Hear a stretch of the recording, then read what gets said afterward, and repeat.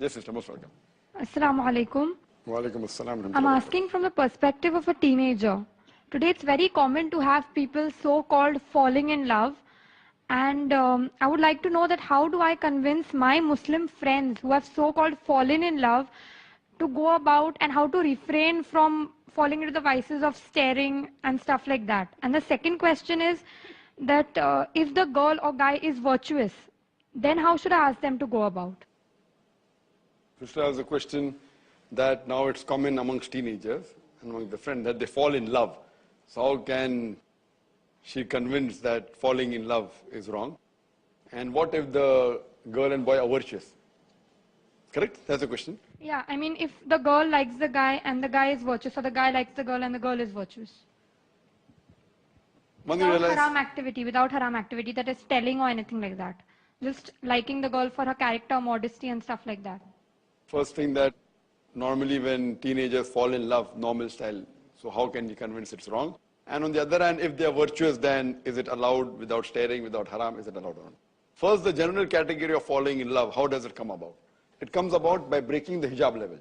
It's not like that, sometimes wonder, why is this girl choosing this boy? The boy is so ugly. And so, this girl is so ugly. So it is when you talk, you start liking things, it may be weird. So therefore, interaction, too much unnecessary interaction between the opposite sex is to be prevented. Not that you can't speak, but if you speak to opposite sex, you have to lower your gaze. So all these things happen because of not following the hijab level. Maybe the girl is not wearing the proper clothes, Islamic clothes, or the boy is not wearing. Or maybe they're wearing Islamic clothes, but the clothes per se is not only hijab. One aspect of hijab, the extent. The extent should be loose, it should not be glamorous, it should not resemble the opposite sex.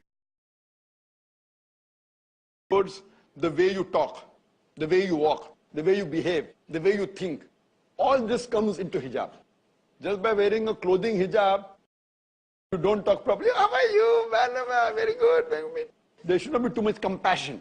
So automatic, whether you're wearing hijab,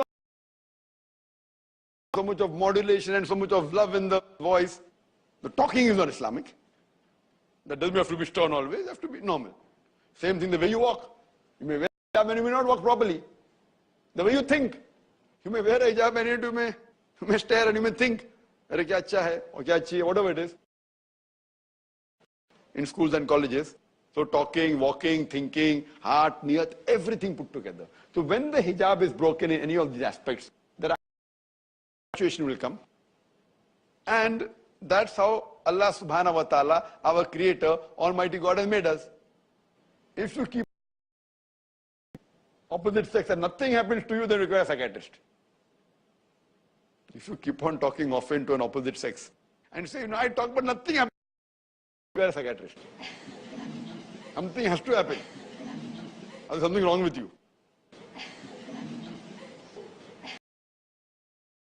Lowering the gaze, saying to it be in the hijab level, then nothing happens, that is fine. Then you're a normal human being. You keep on talking, hello, hi, pinching, everything, it goes on. So these things, that's the reason then you fall in love. Now, in these cases, in colleges and schools, the criteria for love is far away from the Islamic criteria. 99.9% it is not virtue. If it was virtue, one of them would have stopped. Maybe not very virtuous, but alhamdulillah, better than the others, and yet he may fall in love. That's possible. He may not be able to tempt the feeling. If the hijab, the girl or the boy, and they get into that infatuation or attraction, and yet they may be virtuous, but not totally. There's nothing like love before wedding in this sort of cases. So nothing like LBW, LBW you have in cricket, nothing like love before wedding in Islam. Therefore, I always say, it is more important to love the girl you marry than to love. It is more important to love the girl you marry than marry the girl you love. We have these Romeo and Juliet, Laila, Majnu, Shiri, Farad. And people say that if Laila, Majnu or Romeo, Juliet would have married, they have come to know what is the problem they would have had in married life.